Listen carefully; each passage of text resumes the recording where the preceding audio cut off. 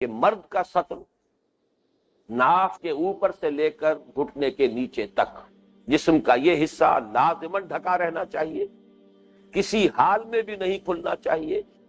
سوائے اپنی بیوی کے سامنے، اپنی کنیز کے سامنے، یا کسی طبیب اور کسی جراح کے لیے۔ اس کے ضمن میں بھی بعض احادیث میں چاہتا ہوں کہ آپ حضرات سن لیں۔ سنن ابی داؤد میں اور ابن ماجہ میں حضرت علی کی روایت ہے رضی اللہ تعالی عنہ کہ حضور نے مجھ سے فرمایا لا تنظر الی فخذ حی ولا میت، اے علی کبھی بھی مت دیکھنا، نگاہ مت ڈالنا کسی زندہ یا مردہ کی ران پر۔ ران جو ہے یہ چونکہ انسان کے اس سطر کا حصہ ہے تو اس میں یہ تاکید کہ حی ولا میت، کسی زندہ یا کسی مردہ کی ران پر کبھی نگاہ نہ ڈالنا۔ حضرت جرح الاسلمی فرماتے ہیں نبی اکرم صلی اللہ علیہ وسلم کی مجلس میں ایک دفعہ میری ران کھلی ہوئی تھی تو حضور نے ارشاد فرمایا اما علمتا ان الفخذ عورت، یہ ترمذی اور ابو داؤد اور موطا کی روایت ہے کہ حضور نے ذرا سرزنش کے انداز میں فرمایا کیا تمہیں معلوم نہیں ہے یہ ران کا کھلا ہوا ہونا جائز نہیں ہے؟ کیا تمہیں معلوم نہیں ہے کہ ران جو ہے وہ عورت میں شامل، وہ سطر میں۔ حضرت علی کی ایک اور روایت ہے سنن ابی داؤد سے اور سنن ابن ماجہ سے، حضرت علی فرماتے ہیں کہ حضور نے ارشاد فرمایا لا تبرز او لا تکشف فخذک، علی کبھی بھی مت کھولنا اپنی ران کو، یعنی یہ عام حالات میں، جیسا کہ میں نے عرض کیا سطر کا معاملہ مستثنا کون ہوگی؟ بیوی ہے، کنیز ہے، یا کسی وقت ضرورت کے وقت طبیب اور جراح جو ہے اس کا معاملہ ہے، باقی یہ کہ کبھی اپنی ران کو مت کھولنا۔ حضور کا ایک اور ارشاد ہے احفظ عورتک الا من زوجتک وما ملکت یمینک، جس کی وضاحت میں کر رہا ہوں کہ یہ دو استثناءات ہیں، اپنی بیوی یا ملک یمین، اس کے علاوہ اپنے سطر کو کھولنے کی اجازت نہیں۔ سائل نے پوچھا اور جب ہم تنہائی میں ہو تو آپ نے فرمایا فاللہ تبارک و تعالی احق ان یستحیا منہ، اللہ تعالیٰ، اللہ تبارک و تعالیٰ زیادہ حقدار ہے کہ تم اس سے حیا کرو۔ علیحدگی میں تنہائی میں بھی بالکل عریاں ہو جانا، اپنے سطر کو کھول دینا، یہ پسندیدہ نہیں۔ یہ ساری چیزیں جیسا کہ میں عرض کر رہا ہوں کس لیے؟ یہ ایک خاص ذہنیت، ایک خاص مزاج، ایک خاص انداز ہے انسان کے سوچنے کا جو اس سے وجود میں آتا ہے، اور اس سے در حقیقت دور دور تک وہ سد باب ہوتا ہے جنسی انارکی کا، جنسی بہراروی کا، شرم اور حیا کے یہ تصورات جو ہیں والحیاء من الایمان شعبۃ من الایمان، اس پر کس قدر تاکید ہے جو کی گئی۔ اچھا، عورت کا سطر جو مرد کے لیے ہے وہ کیا ہے؟ اس کو بھی دو حدیثوں کے حوالے سے آپ سن لیجئے۔ ایک حدیث تو حضرت عائشہ کی دوپٹے کے بارے میں پہلے آ چکی ہے، لیکن یہ پہلے سطر کی بات سن لیجئے۔ حضرت عائشہ کی روایت ہے کہ ان کی بہن حضرت اسماء بنت ابی بکر رضی اللہ تعالی عنہما رسول اللہ صلی اللہ علیہ وسلم کے سامنے آئیں اور وہ باریک کپڑے پہنے ہوئی تھیں۔ حضور نے فوراً منہ پھیر دیا اور فرمایا یا اسماء ان المرأة اذا بلغت المحیض لم یصلح لها ان یرا منها الا هذا وهذا واشار الى وجهه وکفیه، یہ بھی سنن ابی داؤد کی روایت ہے۔ اے اسماء، دیکھو جب عورت یعنی جب جوان ہو جائے، جب اسے حیض آنا شروع ہو جائے، اس کے بعد جائز نہیں ہے کہ اس کے جسم کا کوئی حصہ نظر آئے سوائے آپ نے اشارہ کیا اپنے چہرے کی طرف اور اپنے دونوں ہاتھوں کی، بس یہ پیروں کا ذکر اس وقت نہیں ہوا ہے، لیکن یہ کہ وہ بھی بہرحال سطر سے باہر ہے۔ چہرے کی ٹکیا اور یہ کلائی سے نیچے کا ہاتھ اور ٹخنے کے نیچے سے پاؤں، یہ تین اجزاء ہیں جسم کے عورت جو عورت کا سطر ہے مرد کے لیے، وہ بیٹا ہو، وہ بھائی ہو،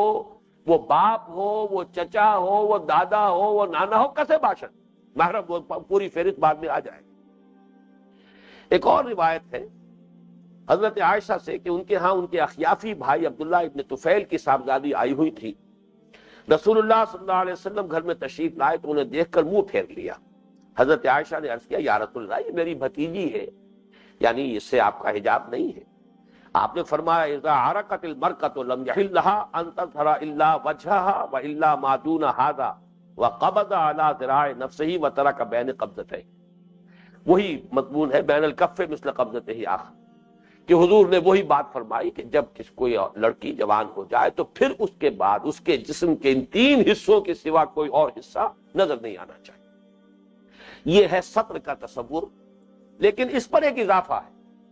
اب ظاہر بات ہے کہ ایک عورت نے کرتا پہنا ہوا ہے، ظاہر بات ہے جسم ڈھک گیا، شلوار پہنی ہوئی ہے، باقی جسم بھی ڈھکا ہوا ہے، لیکن یہ کہ ابھی اس کے نسوانی حسن کا ایک اہم حصہ ہے اور وہ اس کا سینہ ہے۔ اس کے لیے اضافی ہے حکم جو دیا گیا دوپٹے کا۔ چنانچہ جو ہم یہ آیت پڑھ رہے تھے اس میں جو فرمایا وَلْيَضْرِبْنَ بِخُمُرِهِنَّ عَلَى جُيُوبِهِنَّ، چاہیے کہ وہ اپنے گریبانوں پر اپنی اوڑھنیوں کے بکل مار لیا کرے۔ گویا کہ اسلامی معاشرت میں عورت کے لباس کا کرتے یا قمیص اور شلوار کے علاوہ ایک تیسرا لازمی جز جو ہے وہ دوپٹہ ہے۔ اس دوپٹے کے بارے میں ایک حدیث میں پہلے آپ کو سنا چکا ہوں، پھر دوبارہ سنا رہا ہوں۔ حضرت عائشہ فرماتی ہے کہ جب سورہ نور نازل ہوئی تو رسول اللہ صلی اللہ علیہ وسلم سے اس کو سن کر لوگ اپنے گھروں کی طرف پلٹے اور جا کر انہوں نے اپنی بیویوں، بیٹیوں، بہنوں کو اس کی آیات سنائی۔ انصار کی عورتوں میں سے کوئی ایسی نہ تھی جو آیت وَلْيَضْرِبْنَ بِخُمُرِهِنَّ عَلَى جُيُوبِهِنَّ کے الفاظ سن کر اپنی جگہ بیٹھی رہ گئی ہو۔ ہر ایک اٹھی اور کسی نے اپنا کمر پٹا کھول کر، کسی نے چادر اٹھا کر فوراً اس کا دوپٹہ بنایا اور اوڑھ لیا۔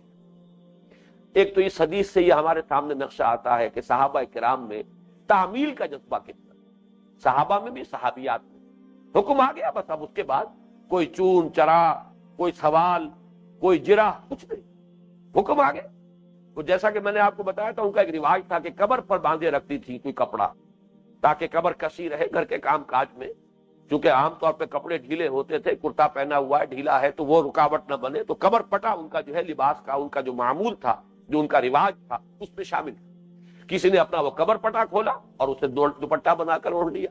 کسی نے چادر لی اور اس سے اپنا دوپٹہ بنایا۔ چادر بڑی ہوتی تھی، چادر تو جلباب ہے جس کو پہن کر باہر نکلنا۔ اب اگر کوئی اور نہیں تھا تو اس نے اپنی چادر کو پھاڑا اور اس میں سے دوپٹہ بنایا۔ دوپٹہ چھوٹی شے ہوتی ہے، چادر کی طرح پورے جسم کو لپیٹنا مقصود نہیں ہے، سر پر اور اس طرح آئے کہ گردن اور گریبان اور یہ کہ سینے کے اوپر اس کا ایک بکل لگا ہوا ہو۔ تو یہ جو ہم نے اپنی آنکھوں سے دیکھا ہے اپنے بچپن میں، بچیوں کو، چھوٹی بچیوں کو بھی بڑی بوڑھی خواتین جو ہے وہ ڈانٹتی رہتی، دوپٹہ ٹھیک طرح لو، سر پر صحیح رکھو، اس کا بکل صحیح طور پر مارو۔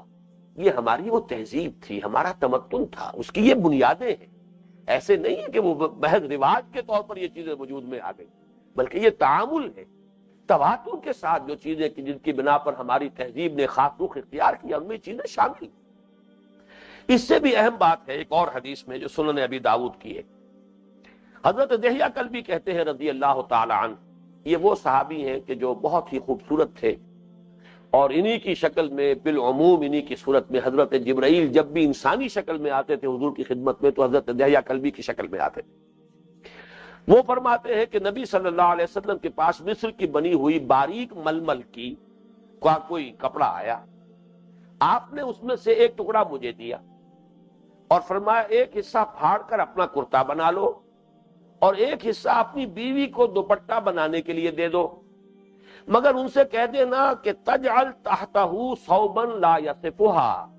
اس کے نیچے ایک اور کپڑا لگا لے تاکہ ان کے جسم کی ساخت اندر سے جھانکے نہیں۔ یعنی چونکہ باریک ململ تھی، اب یہ ذرا نوٹ کیجئے، باریک ململ کے دوپٹے سے وہ مقصد حاصل نہیں ہوتا، اس لیے کہ یہ سطر کا اضافی معاملہ ہے۔ وہ سطر جو ہے ظاہر بات ہے کہ عورت کرتا پہنے گی تو دبیز کپڑے کا پہنے گی تاکہ اس کا جسم اس میں سے چھلکے نہیں، لیکن یہ کہ اسی طریقے سے جو اضافی شے ہے، یعنی عورت کے لباس کا تیسرا لازمی حصہ جو گھر کے اندر بھی اسے اپنے استعمال کرنا ہے، وہ شلوار قمیص کے بعد دوپٹہ اضافی طور پر لازم ہے۔ اس میں حضور ہدایت دے رہے ہیں کہ وہ بھی اتنا باریک نہ ہو کہ جسم اس میں سے چھلکے، گردن کا جو ہے انسان کا حصہ جو ہے اس میں سے چھلک رہا ہو، نظر آ رہا ہو۔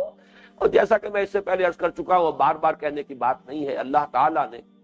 جو بھی اس تمدن کا ہنگامہ اللہ کے پیش نظر تھا، اسے دنیا کو جب تک بھی اس رونق کے ساتھ باقی رکھنا ہے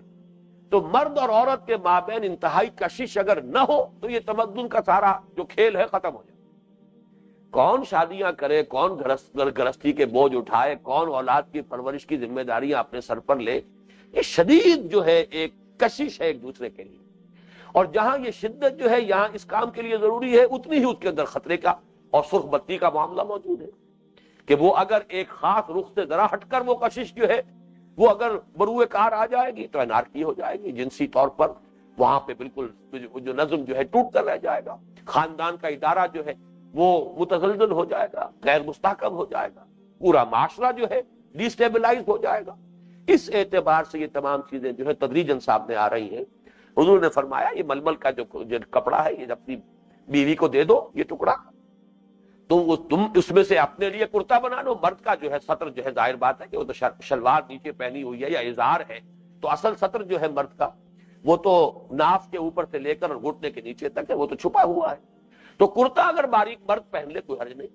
لیکن عورت کو کرتا بھی دبیش پہننا ہے، اس لیے کہ ایک اور حدیث میں آیا ہے کہ حضور نے لعنت فرمائی، لانا القاسیات العاریات،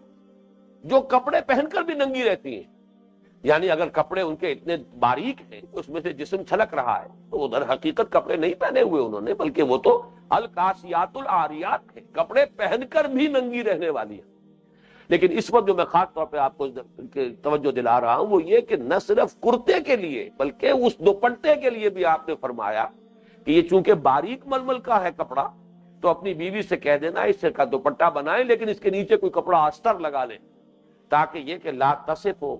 لا یصفھا، تاکہ یہ کہ اس میں سے اس کے جسم کا جو بھی نشیب و فراز ہے، جو بھی محاسن ہے وہ ظاہر نہ۔ یہ معاملہ ہوا عورت کے لباس کی اضافی شے یعنی دوپٹہ، اور دوپٹے کے بارے میں یہ ہدایت کہ وہ بھی باریک نہ ہو۔ اب آگے چلیے اس طویل آیت میں جو میں نے پچھلے نشست میں پڑھی تھی اور اب دوبارہ پڑھوں گا، اس میں پردے کے تکمیلی حکم جو ہے وہ دے دیے گئے، اس لیے کہ یہ آیت اس سے پہلے آ چکی ہے سورہ احزاب میں کہ کن کن مردوں کا گھر میں آنا جانا جو ہے جب حضرت حضور کے ازواج مطہرات کے بارے میں فرمایا گیا تو کوئی نہیں، باپ ان کے آ جائیں، بھائی آ جائیں، وہ سارے جو بھی فہرست وہاں آئی تھی وہ مختصر تھی۔ یہاں پر اب وہ محرموں کی فہرست مکمل دی گئی ہے۔ اس میں سب سے پہلے توجہ دلاؤں گا اگر اس سے باہر بھی کوئی محرم ہے تو پھر یہ کہ یہ فہرست جو ہے یہ پھر ہمیں سوچنا پڑے گا کہ اللہ تعالیٰ نے پھر یہ کاہے کو اتنی جو ہے ایکسرسائز ان فیوٹیلیٹی کا لفظ استعمال کرنے پر مجبور ہوں کہ یہ اتنی فہرست کیوں دی۔ معلوم ہوا کہ یہ فہرست جو ہے حتمی ہے اور یقینی ہے، اس سے باہر لازماً وہ نامحرم شمار ہو۔ کہیں کہیں معاملہ آئے گا وہ میں بعد میں تفصیل سے عرض کر دوں گا، لیکن سب سے پہلے یہ جو میں نے آیت پڑھی تھی پھر سے پڑھی، وَلَا يُبْدِينَ زِينَتَهُنَّ إِلَّا لِبُعُولَتِهِنَّ أَوْ آبَائِهِنَّ أَوْ آبَاءِ بُعُولَتِهِنَّ أَوْ أَبْنَائِهِنَّ أَوْ أَبْنَاءِ بُعُولَتِهِنَّ أَوْ إِخْوَانِهِنَّ أَوْ بَنِي إِخْوَانِهِنَّ أَوْ بَنِي أَخَوَاتِهِنَّ أَوْ نِسَائِهِنَّ أَوْ مَا مَلَكَتْ أَيْمَانُهُنَّ أَوِ التَّابِعِينَ غَيْرِ أُولِي الْإِرْبَةِ مِنَ الرِّجَالِ أَوِ الطِّفْلِ الَّذِينَ لَمْ يَظْهَرُوا عَلَى عَوْرَاتِ النِّسَاءِ۔ یہ اتنی طویل آیت، اتنی گردان ان رشتوں کی دینے کی ضرورت کیا؟ جو شخص قرآن پر ایمان رکھتا ہو کہ یہ اللہ کا کلام ہے اور جسے یقین ہو کہ اللہ تعالیٰ کے ہاں لفاظی نہیں ہے، نہ کوئی ضروری چیز چھوٹ گئی ہے کسی نسیان کی وجہ سے، نہ کوئی غیر ضروری چیز اس کلام میں شامل ہوئی ہے۔ یہ دونوں نقائص جو ہیں وہ انسانی کلام کے تو ہوتے ہیں۔ بس اوقات مجھے محسوس ہوتا ہے کہ میں فلاں بات بیان کرتے ہوئے وہ فلاں بات رہ گئی، بھول گئے، اگلے درس میں جا کے میں اس کی کوئی تلافی کروں گا۔ انسانی کلام میں تو لازماً ہوگا، کبھی کوئی ضروری بات رہ جائے گی اور کبھی بلا ضرورت بھی کوئی بات زبان پر آ جائے گی، لیکن یہ کلام الہی ہے، اس میں نہ کوئی بلا ضرورت شے آئی ہے نہ کوئی ضروری شے اس سے باہر رہ گئی۔ اسی کو کہتے ہیں منطق میں جامع اور مانع، یہ دو صفات ہیں۔ جامع ہے کہ تمام ضروری چیزیں اس میں موجود، مانع ہے کہ کوئی غیر ضروری چیز اس میں نہیں آ سکتی، داخل نہیں ہو سکتی۔ تو یہ کلام جو ہے کلام الہی ہے، اس میں یہ رشتے جو دیے گئے۔ اب اس میں نوٹ کیجئے اصل الاصول جو نظر آئے گا اس میں وہ کیا ہے، یہ حکمت جان لیجئے۔ اصل الاصول یہ ہے محرم وہ مرد ہیں جن سے کسی عورت کا کسی حال میں نکاح نہیں ہو سکتا۔ ایک تو عورت کسی کے نکاح میں ہے تو کسی اور سے نکاح ہو ہی نہیں سکتا، یہ تو الگ معاملہ ہے، لیکن فرض کیجئے اس کا شوہر فوت ہو جائے یا اس کا شوہر اسے طلاق دے دے، اب بھی نہ ہو سکے نکاح، جن کو ہم کہیں گے کہ وہ حرام ہے ابدی، وہ جو رشتے کے جن میں نکاح کا رشتہ قائم ہونا ابداً حرام ہے۔ اصل میں نفسیاتی اعتبار سے غور کریں گے تو وہی در حقیقت معاشرتی طور پر اور سوچ کے اندر، انسان کے نقطہ نظر کے اندر ایسی چیز راسخ ہو جاتی ہے کہ بہن کے بارے میں کبھی خیال نہیں آئے گا بھائی کو۔ ویسے یہ کہ قرآن اس میں بھی احتیاط کا حکم دے رہا ہے، لیکن پھر بھی چونکہ وہاں نکاح کا کوئی امکان ہی نہیں، لہذا کوئی بہت ہی بدتینت انسان ہوگا کہ جس کا ذہن ادھر جائے، ورنہ بہن کے بارے میں یہ خیال نہیں آئے گا۔ اسی طریقے سے جہاں نکاح ہو ہی نہیں سکتا، کوئی امکان ہی نہیں، وہاں ذہن جو ہے ادھر جاتا نہیں۔ اس اعتبار سے ان کے بارے میں آزادی برتی گئی ہے کہ عورت کھلے چہرے کے ساتھ، بلکہ یہ کہ زیور پہنا ہوا ہو، کوئی اس نے اگر فرض کیجئے بناؤ سنگھار بھی کیا ہوا ہو تو بناؤ سنگھار کے ساتھ، زیور کے ساتھ وہ اپنے ان رشتہ داروں کے سامنے آ سکتی ہے، اپنی زینت کا اظہار کر سکتی ہے اپنے ان رشتہ داروں کے سامنے۔ اور یہ رشتہ دار کون ہیں؟ اصل اصول جن سے کسی حال میں بھی نکاح نہیں ہو سکتا۔ چنانچہ وہ کون ہے؟ بعولت ہننا تو خیر شوہر ہیں، وہ تو ہر حال میں وہ ان کے محرم ہی ہیں، بلکہ سب سے بڑھ کر محرم ہے، ان کے لیے نہ کوئی سطر ہے نہ کوئی معاملہ ہے۔ اب اس کے بعد چلیے او آبائے ہننا، اپنے آبا۔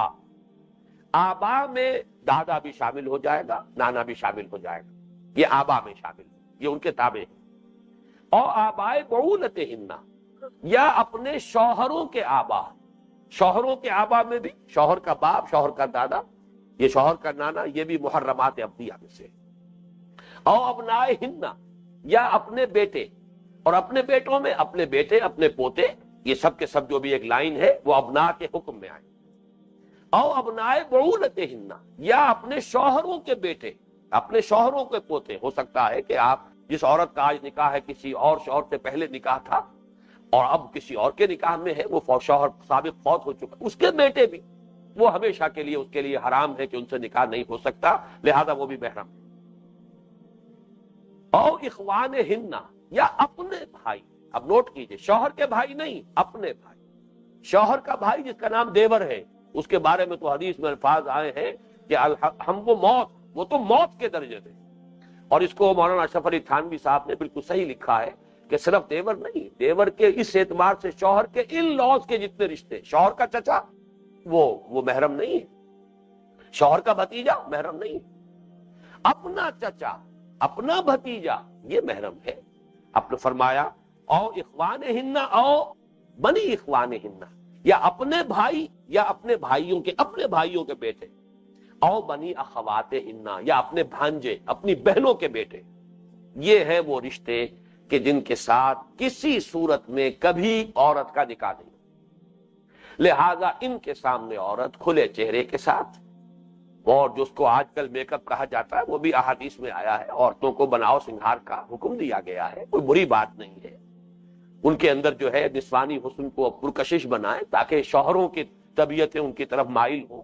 ان کے لیے وہ کشش پیدا ہو جائے، یہ مطلوب ہے، پسندیدہ ہے۔ گھریلو زندگی کے اندر یہ چیزیں جو ہیں وہ کسی درجے میں بھی ناپسندیدہ نہیں ہے، اگرچہ بعض احادیث میں حضور نے بڑی دعا دی ہے ان خواتین کو،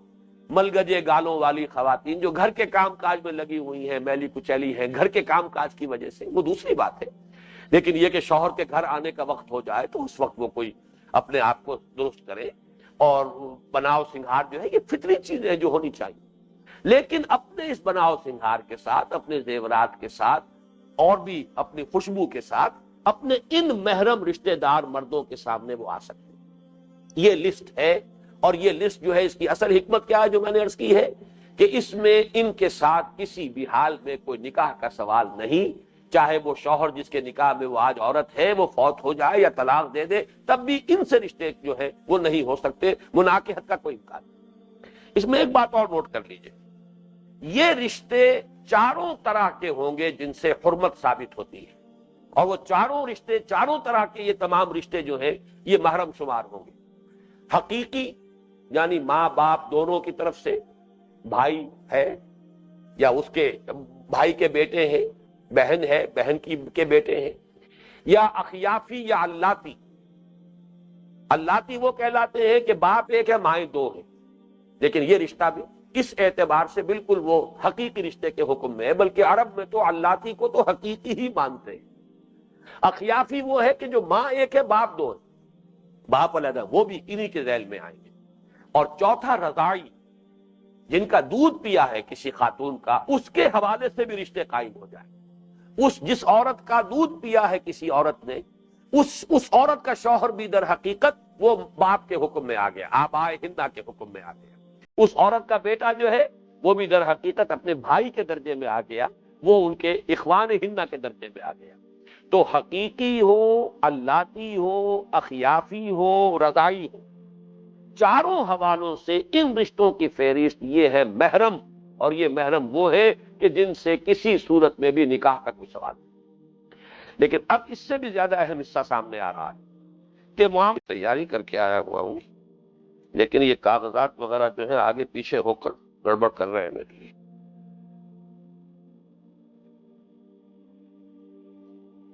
جی، ان رشتہ داروں کے بعد اب جو معاملہ آ رہا ہے، ابھی بات ختم نہیں ہوئی، اور کن کن کے سامنے عورت کھلے چہرے کے ساتھ، اپنے زیبائش اور آرائش کے ساتھ، اپنے اور بناؤ سنگھار کے ساتھ آ سکتی ہے۔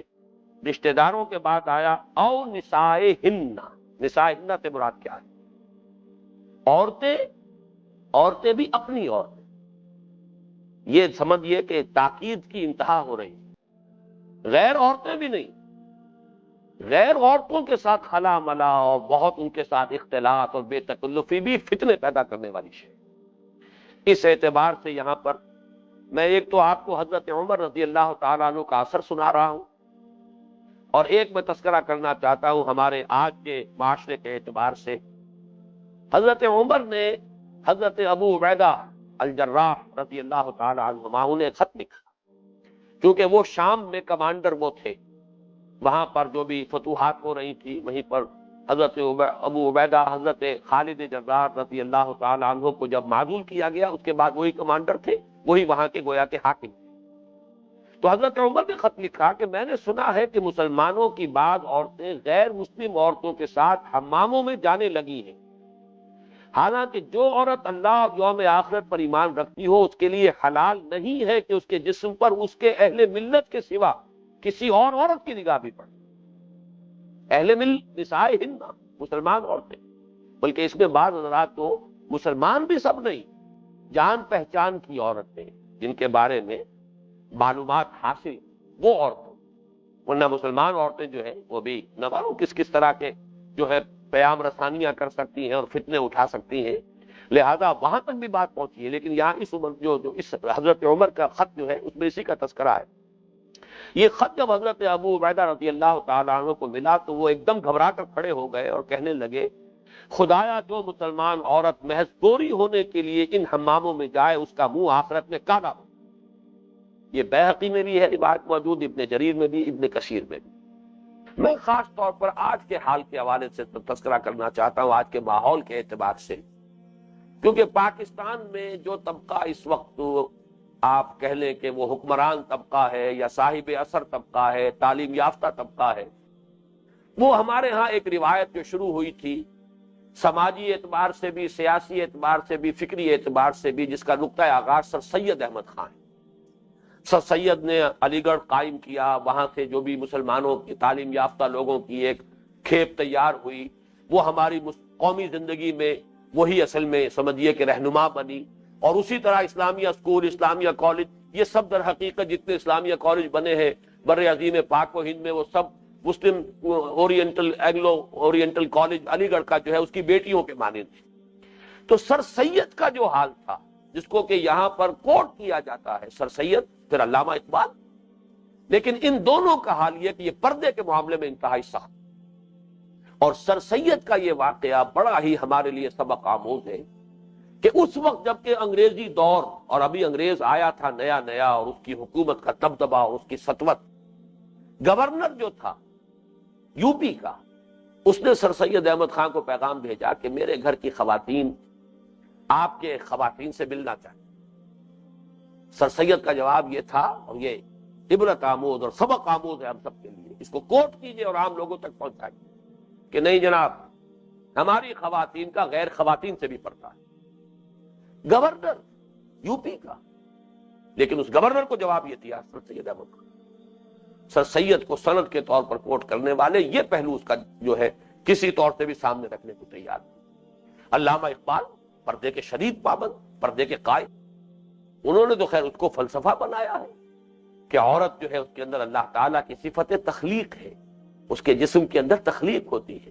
اور تخلیق کا تو خاصہ یہ ہے خالق جیسے چھپا ہوا ہے نگاہوں سے، ایسے ہی جس میں یہ خلاقی کا وصف جو ہے اس کا ایک عکس موجود ہے، اسے بھی چھپا رہنا چاہیے۔ عورت عورت ہے، چھپائی جانے والی شے ہے، اس کو چھپا کر رکھنا چاہیے۔ عورت ہمارے ہاں لفظ استعمال مستورات، مستور چھپی ہوئی شے، لیکن وہ مستورات جو ہے مکشوفات بنی ہوئی ہیں، اور وہ جو ہے کھلم کھلا نیم اڑیاں لباسوں میں سڑکوں پر چلتی پھرتی نظر آ رہی ہیں، نام ان کا مستورات ہے۔ نام ہم عورت کہتے ہیں، عورت جبکہ سامنے موجود ہے، جبکہ اسے چھپا ہوا ہونا چاہیے۔ بہرحال سر سید احمد خان کا یہ واقعہ جو ہے یہ بہت اہم ہے، اور اس کو ذہن میں رکھیے۔ اب آگے آئیے، نساء ہن کے بعد ہے او ما ملکت ایمانہن، اور جو ان کے غلام ہوں یا کنیزیں ہوں۔ مل کے یمین اصل میں لفظ جو ہے یہ مرد اور عورت دونوں کے اوپر اس کا اطلاق ہو جائے گا، غلام پر بھی اور کنیز پر بھی۔ او ما ملکت ایمانہن، یا جو ان کے داہنے ہاتھوں کی ملکیت ہو۔ اب اس میں اختلاف پیدا ہوا ہے، لیکن جو اختلاف پیدا ہوا ہے اس سے پہلے ایک بات نوٹ کر لیجئے، غلاموں کو کبھی بھی آپ قیاس نہیں کر سکتے آج کل کے ملازمین۔ اگر اس لفظ سے انسان کوئی جواب پیدا کرتا ہے آج کل کے خانساموں اور بیروں اور ڈرائیوروں اور چوکیداروں اور ملازموں کا، تو یہ قیاس مع الفارق ہے۔ غلام وہ ہوتا تھا جو ملکیت ہوتا تھا، اور ملکیت ہونے کے حوالے سے اس کی ایک ذہنیت بنتی تھی۔ وہ ذہنیت کچھ نہ کچھ مشابہ تھی اسی ذہنیت کے، کہ جیسے ایک شخص جو ہے بھائی اپنی بہن کے بارے میں یہ نہیں سوچ سکتا کہ میری اس سے شادی ہو سکتی ہے، لہذا اس کی جو ذہنی کیفیت، نفسیاتی جو ایٹیٹیوڈ ہے وہ اسی انداز میں بنے گا کہ یہ تو میرے لیے ہمیشہ کے لیے ابدی حرام ہے۔ اسی طریقے سے غلام کا معاملہ یہ ہوتا تھا کہ اس کے ذہن میں اس طرح کا کوئی خیال آ ہی نہیں سکتا تھا۔ لیکن آج کا جو ملازم ہے، وہ خانسامہ ہو آپ کا، وہ آپ کا بہرا ہو، وہ آپ کا شوفر ہو، وہ آپ کا چوکیدار ہو، کوئی ہو، وہ تو ملازم ہے۔ سیاسی سٹیٹس اس کا اور آپ کا برابر ہے، ایک ووٹ آپ کا، ایک ووٹ اس کا۔ آپ کی ملازمت سے فارغ ہو گیا تو برابر کا شہری ہے، برابر کی اس کی عزت نفس ہے، برابر کی حیثیت ہے، سٹیٹس میں آپ کے اس کے درمیان کوئی فرق نہیں۔ یہ سارا فرق جو ہے یہ انتظامی ہے، اس وقت تک کے لیے ہے جب تک وہ آپ کی ملازمت میں۔ کل وہ آپ کی ملازمت کو جو ہے ٹھوکر مارے اور جائے، برابر کا آپ کا حقدار ہے، برابر کا سٹیٹس ہے۔ اس لیے آج کل کے جو ہے ملازمین، ان کے بارے میں او ما ملکت ایمانہن سے کوئی سند لینا، جواز لینا، یہ تو گویا کہ سوائے اس کے کہ ذہنیت بگڑی ہوئی ہو، نیت میں فطور ہو، اس کا کوئی جواز نہیں۔ البتہ مل کے یمین کے بارے میں بھی ایک اختلاف ہے، وہ اختلاف اب نوٹ کر لیجئے۔ ایک رائے یہ ہے کہ اس سے مراد صرف لونڈیاں، اور بڑی پختہ دلیل ہے، وہ دلیل جو ہے امام ابو حنیفہ نے دی ہے، کیونکہ یہ رائے جو ہے حضرت عبداللہ ابن مسعود کی ہے رضی اللہ تعالی عنہ، وہ بھی فقہائے صحابہ میں بڑی چوٹی کا ان کا مقام ہے۔ پھر امام ابو حنیفہ، وہ تو یوں سمجھیے کہ فقہ کے چاروں اماموں میں میرے نزدیک امام اعظم ہے، اس میں کوئی شک نہیں۔ جس قدر اللہ تعالیٰ نے ایکیوٹ سینس دیا تھا انہیں قانون کا اور فلسفہ قانون کا، وہ میرے نزدیک اور کسی کے پاس نہیں، بلکہ دنیا میں کہیں اور نہیں ہوگا اس درجے بصیرت۔ ان کی رائے تو یہ ہے کہ یہاں او ما ملکت ایمانہن سے مراد صرف کنیزیں ہیں، چونکہ نساء ہن آیا تھا۔ نساء ہن میں چونکہ مسلمان عورتیں ہو گئیں، لیکن کنیزیں ہو سکتی ہیں غیر مسلم بھی ہو۔ نساء ہن سے تو غیر مسلم عورتیں بھی نامحرم ہو گئیں۔ کنیز ہو سکتا ہے کوئی یہودی کنیز ہو، کوئی عیسائی کنیز ہو، کوئی اور کنیز ہو، کوئی مجوسی کنیز ہو، تو کنیزوں کا جو کہ چاہے غیر مسلم ہو، ان کا جواب یہاں پیدا کیا گیا او ما ملکت ایمانہن، جو ان کی ملک یمین ہو۔ گویا کہ نساء ہن سے اضافہ کیا گیا کہ نساء ہن میں چونکہ اطلاق صرف مسلمان عورتوں پر ہو رہا ہے، ان کی عورتیں وہ محرم ہیں، مسلمانوں کی عورتیں یا جان پہچان کی عورتیں، اس پر ایک مستضاد کیا جا رہا ہے کہ کنیز اگر ان کی ہے تو چاہے غیر مسلم ہے، چاہے اجنبیہ ہے، وہ بھی محرم میں آ جائے گی۔ لیکن بہرحال دوسری رائے بھی ہے، اور دوسری رائے اس میں حضرت عائشہ کی رائے بھی ہے، حضرت ام سلمہ کی ہے، یہ دونوں ازواج النبی ہیں رضی اللہ تعالی عنہما۔ پھر بعض ائمہ اہل بیت کی رائے ہے، اور امام شافعی کی رائے۔ وہ رائے یہ ہے کہ غلام بھی اس میں شامل ہے، ملک یمین میں مرد غلام بھی شامل ہے، اس کے سامنے بھی عورت کھلے چہرے کے ساتھ، اور وہ بھی جو بھی اپنی زینت ہے اس کے ساتھ آ سکتی۔ اس کے لیے دو ان کے پاس حضور صلی اللہ علیہ وسلم کے واقعات ہیں، ان سے سند موجود ہے۔ ایک واقعہ یہ ہے کہ حضور صلی اللہ علیہ وسلم ایک غلام عبداللہ ابن مسعود الفرازی کو لے کر، فزاری کو لے کر آئے حضرت فاطمہ کے، رضی اللہ تعالی عنہ، وہ اس وقت ایک ایسی چادر اوڑے ہوئی تھی جس سے سر ڈھانکتی تھی تو پاؤں کھل جاتے تھے، اور پاؤں ڈھانکتی تھی تو سر کھل جاتا تھا۔ نبی صلی اللہ علیہ وسلم نے ان کی گھبراہٹ دیکھ کر فرمایا، چونکہ غلام ساتھ آیا تھا حضور کے، تو انہوں نے فوراً چاہا کہ وہ تو نامحرم ہے، فوراً اپنی چادر جو ہے جلباب، وہ جلباب لے لے، اور جلباب وہ اتنی چھوٹی تھی کہ اس سے سر اور پیر بیک وقت ڈھانپنا ممکن نہیں ہو رہا تھا۔ تو دیکھا حضور نے فاطمہ کو رضی اللہ تعالی عنہا کہ بڑی پریشان ہے، تو آپ نے فرمایا لیسا علیک باس انما ہوا ابوک و غلامک، اے فاطمہ گھبراؤ نہیں، تمہارے اوپر کوئی حرج نہیں کی بات نہیں ہے، اتنی پریشان نہ ہو، اس وقت جو آئے ہیں تمہارے ہاں سوائے تمہارے والد کے اور تمہارے غلام کے اور کوئی نہیں۔ گویا کہ غلام کے بارے میں بھی حضور نے یہاں اس حدیث سے یہ معلوم ہوتا ہے اس واقعے سے کہ کچھ رعایت ہے، لیکن پھر دیر میں رکھیے غلام کی بات ہو رہی ہے، ملازم کی بات نہیں۔ آج کل کے ملازمین کو غلام پر قیاس کرنا یہ قیاس محال فارغ ہے، یہ سوائے اس کے کہ بدنیتی ہو، اس کے لیے کوئی اور بات میں نہیں کہہ سکتا۔ اسی طرح ایک اور ہے، حضور کا ارشاد ہے، یہ سنن ابی داؤد میں اور جامع ترمذی میں، سنن ابن ماجہ میں ہے، حضرت ام سلمہ رضی اللہ تعالی عنہا سے کہ حضور کا ارشاد ہے اذا کان لاحداکن مکاتب وکان له ما یؤتی فلتحتجب منه، کہ اے مسلمان عورتوں تم میں سے اگر کسی کا کوئی غلام ہو اور وہ غلام وہ ہو جس سے مکاتبت ہو گئی، یعنی معاہدہ ہو گیا ہے کہ تم اتنی رقم دے دو گے تو تم آزاد ہو جاؤ گے، اور اس کے پاس وہ رقم موجود ہو، یعنی یہ اندازہ ہو کہ یہ ممکن ہے اس کے لیے وہ رقم ادا کر کے آزادی حاصل کر لینا، تو اس سے حجاب شروع کر دو فوراً۔ یعنی اس کے دل میں اب خیال آ سکتا ہے کہ کچھ ہی عرصہ رہ گیا ہے، میں اپنی بقیہ رقم بھی ادا کر دوں گا، پھر میں آزاد ہو جاؤں گا تو پھر نکاح بھی کر سکتا ہوں، وہ معاملہ تھا وہ غلامی کا، وہ بیریئر ختم ہو جائے گا، تو اس سے پھر حجاب بھی شروع کر دے، فلتحتجب منہ ہو، تو اس کے لیے لازم ہے کہ اس سے پردہ کرے۔ تو اس سے گویا کہ ایک امکان پیدا ہوا کہ کسی عورت کا ایسا غلام ہے جس سے کوئی مکاتبت نہیں ہوئی، جس کے آزاد ہونے کا کوئی راستہ ابھی پیدا نہیں ہوا، تو اس سے اگر وہ پردہ نہ کرے تو اس حدیث کی روح سے اس کا بھی گنجائش نکلتی۔ تو میں نے دونوں باتیں آپ کے سامنے عرض کر دی ہیں، ایک تو یہ کہ اس میں رائے اور میری رائے کا رجحان غالب جو ہے وہ اس پہلی رائے کی طرف ہے، امام ابو حنیفہ رحمۃ اللہ علیہ کی رائے اور حضرت عبداللہ ابن مسعود رضی اللہ تعالی عنہ کی رائے۔ یہاں مراد غلام مرد نہیں ہے بلکہ صرف غلام کنیزیں ہیں، اور صرف چونکہ ان میں غیر مسلم بھی کوئی ہو سکتی ہے اس لیے اس کا اضافی طور پر ذکر کیا گیا نساء ہن کے بعد ما ملکت ایمانہن۔ لیکن دوسری رائے بھی ہے، اگر یہ کہ کسی کو اس رائے پر زیادہ اعتماد ہو اور زیادہ اس کی موافقت اس کا ذہن محسوس کرے، اس پر عمل کرے،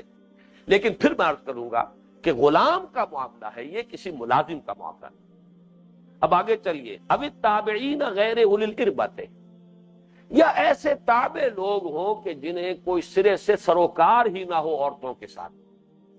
اس کے بارے میں مفسرین کے مابین بڑا اختلاف ہے، اس سے مراد کیا ہے۔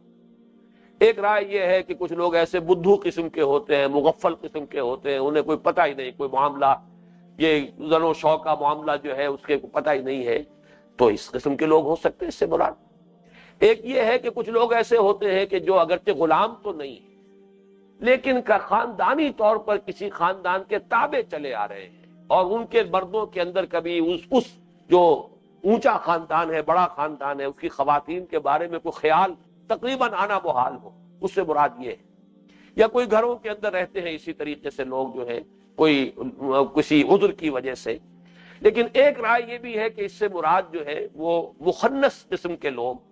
کہ جن کے اندر وہ رجولیت نہیں ہے اور جن میں مردانگی نہیں ہے، تو وہ مراد ہے۔ لیکن اس کے ضمن میں چاہتا ہوں کہ ایک واقعہ بھی آپ کو سنا دوں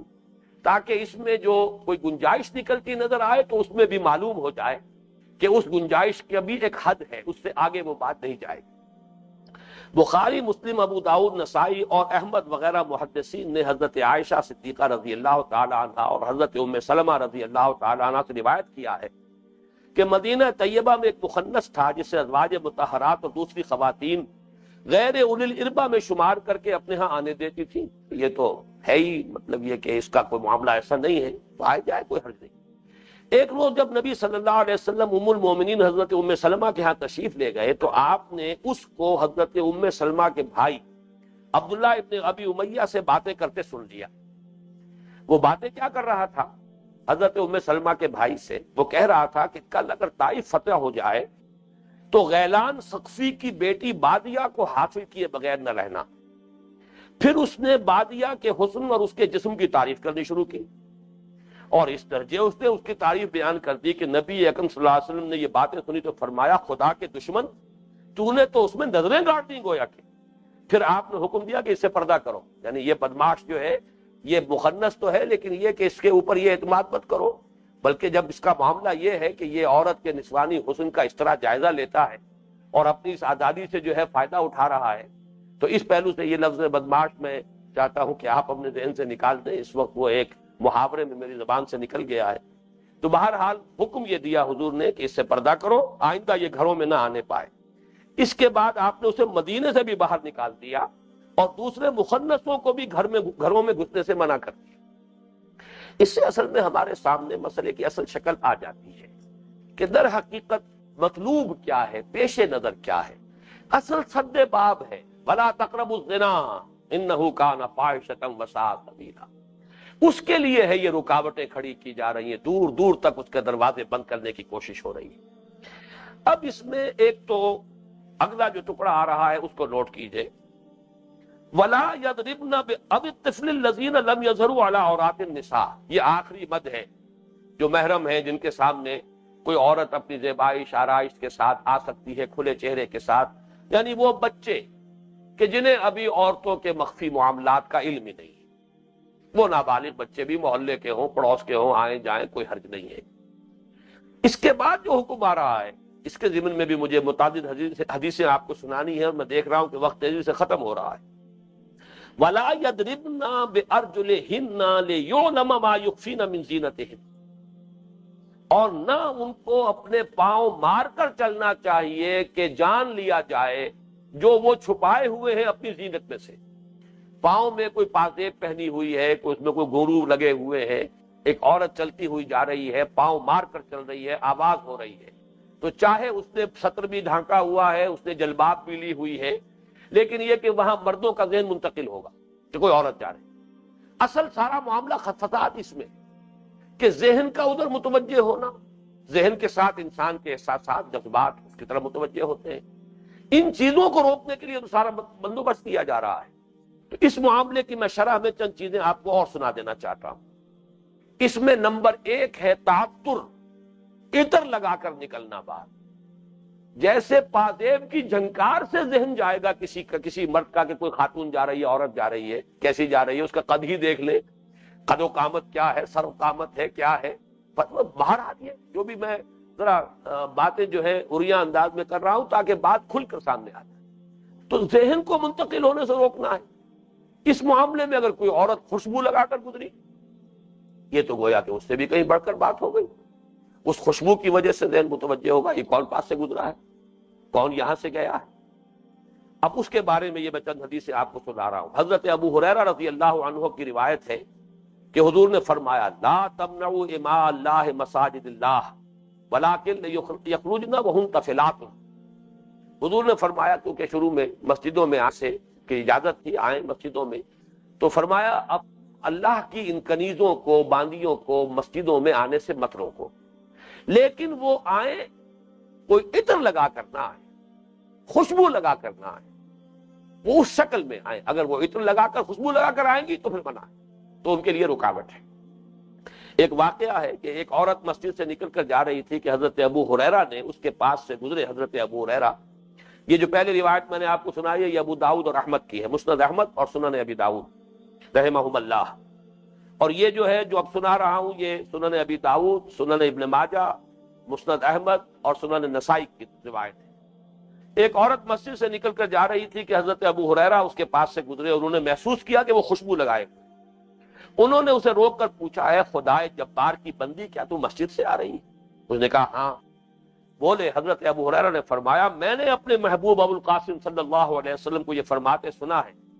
کہ جو عورت مسجد میں خوشبو لگا کر آئے اس کی نماز اس وقت تک قبول نہیں ہوتی جب تک وہ گھر میں جا کر غسل جنابت نہ کرے. یہ غسل جنابت کا لفظ ہوتی کہ در حقیقت اس میں ایک جنسی جذبے کی گویا کہ بیداری کا معاملہ پیدا ہوتا ہے. تو جیسے کہ مباشرت کے بعد غسل جنابت ہے ایسے ہی اس قسم کے کسی عمل کے بعد بھی اس عورت پر لازم ہے کوئی جنابت کرے، وہ غسل جنابت کرے۔ ابو موسیٰ اشعری فرماتے ہیں، یہ بھی ترمذی کی، ابی داؤد کی، نسائی کی روایت ہے، ابو موسیٰ اشعری رضی اللہ تعالیٰ عنہ فرماتے ہیں کہ نبی صلی اللہ علیہ وسلم نے فرمایا اذا استعطرت المرأة فمرت على القوم ليجدوا ريحها فهي كذا وكذا قال قولا شديدا۔ یہ حضور کے الفاظ ہیں، ہم نوٹ کیجئے۔ جب کوئی عورت عطر لگاتی ہے اور پھر وہ مردوں کے پاس سے گزرتی ہے کہ لوگ اس کی خوشبو جو ہے وہ پالے، تو وہ ایسی اور ایسی ہے، اور حضور نے بڑے سخت الفاظ استعمال کیے۔ اندازہ کیجئے راوی وہ الفاظ نقل نہیں کرنا چاہتا جو حضور نے استعمال فرمائے، کس قدر سخت وہ الفاظ ہوں گے کہ جو حضور نے ارشاد فرمائے کہ راوی کو حجاب ہو رہا ہے ان الفاظ کے دوران۔ فقال کذا وکذا فہی کذا وکذا وقال قولا شدیدا، حضور نے بہت سخت الفاظ استعمال فرمائے اور کہا کہ وہ عورت ایسی ہے اور ایسی۔ آپ کی ہدایت یہ تھی کہ عورتوں کو وہ خوشبو استعمال کرنی چاہیے جس کا رنگ تیز ہو اور بو ہلکی، مثلا مہندی ہے اس میں رنگ ہے، اس کی آزائش، اسی لیے وہ ہماری تہذیب کا جز بن گئی۔ مردوں کے لیے وہ خوشبو جس میں خوشبو ہو، رنگ نہیں ہے، لیکن عورتوں کے لیے وہ خوشبو کہ جس کے اندر ہلکی سی کوئی اگر ہے بھی، لیکن یہ کہ وہ اتنی نہیں ہے کہ جو زیادہ عام ہو سکے، پھیل سکے، لیکن زیادہ رنگ کا معاملہ ہو۔ اسی طریقے سے دیکھیے عورت کی آواز کا بھی پردہ ہے، چنانچہ سورہ احزاب کا وہ لفظ تو ہم پہلے نوٹ کر چکے، وَلْيَخْضَعْنَ مِنَ الْقَوْلِ، اپنی آواز کے اندر لوچ نہ پیدا ہونے دے۔ لیکن اس کے ساتھ ہی نوٹ کیجئے کہ نماز میں اگر امام بھول جائے تو مردوں کو حکم ہے کہ سبحان اللہ کہیں، مگر عورتوں کو ہدایت کی گئی ہے کہ اپنے ایک ہاتھ پر دوسرا ہاتھ مار کر صرف متوجہ کریں، متنبہ کریں، آواز نہیں، اس لیے کہ عورت کی آواز اس کا بھی پردہ ہے۔ چنانچہ فرمایا التسبیح للرجال والتصفیق للنساء، یہ بخاری شریف کی روایت ہے، مسلم شریف کی روایت ہے، مسند احمد کی روایت ہے، جامع ترمذی کی روایت ہے، سنن ابی داؤد کی ہے، سنن نسائی کی ہے، سنن ابن ماجہ کی۔ مرد جو ہے وہ متوجہ کرے گا، متنبہ کرے گا سبحان اللہ کہہ کر، التسبیح للرجال، اور عورت کا یہ کہ ہاتھ پر ہاتھ مارتے بس، اس سے متنبہ کر دے کہ امام نے غلطی کی ہے، لیکن اس کو سبحان اللہ بھی نہیں کہنا کہ اس کی آواز سے نمازیوں کا ذہن اس خاتون کی طرف منتقل نہ ہو جائے۔ معلوم یہ ہوا کہ یہ جو ہے وَلَا يَضْرِبْنَ بِأَرْجُلِهِنَّ لِيُعْلَمَ مَا يُخْفِينَ مِنْ زِينَتِهِنَّ، یہ در حقیقت صرف اس کے لیے نہیں کہ اگر چلتے ہوئے پاؤں مار کر چل رہی عورت جس کی آواز کی وجہ سے لوگوں کا ذہن اس کی طرف منتقل ہو، بلکہ اسی پر قیاس کیجئے کہ عطر لگا کر اگر وہ یہی کام کر رہی ہے، اپنی آواز کے ذریعے سے یہی کام کر رہی ہے، تو یہ تمام چیزیں بھی ناپسندیدہ ہیں، ان سے بھی منع کر دیا گیا۔ آخری الفاظ ہیں وَتُوبُوا إِلَى اللَّهِ جَمِيعًا أَيُّهَا الْمُؤْمِنُونَ لَعَلَّكُمْ تُفْلِحُونَ، اور توبہ کرو اللہ کی جناب میں سب کے سب مل کر، اے اہل ایمان، تاکہ تم فلاح پاؤ۔ یہ میں نے تفصیل کے ساتھ یہ تمام احکام آپ کو اس لیے سنا دیے، اور کتنی شاید 5 ہماری نشستیں جو ہیں وہ ہو گئی ہیں انہی پر، کہ اس دور کا سب سے بڑا فتنہ، ابھی تو وہ احادیث بھی اگر میں جمع کر کے لاتا کہ حضور نے فرمایا میں نے اپنی امت پر عورت کے فتنے سے بڑا کوئی فتنہ نہیں چھوڑا ہے، اور یہ فتنۃ النساء جو ہے اس دور کا سب سے بڑا فتنہ، اور اس نے جو ہے ہمارے معاشرے کو بالکل رنگ جو ہے اس کا بدل کر رکھ دیا ہے۔ لیکن یہ کہ ایک تو عملی گمراہی جو ہے وہ ہو رہی ہے، لیکن اس سے بھی بڑھ کر جو زیادہ افسوسناک بات یہ ہے تحریف ہو رہی ہے۔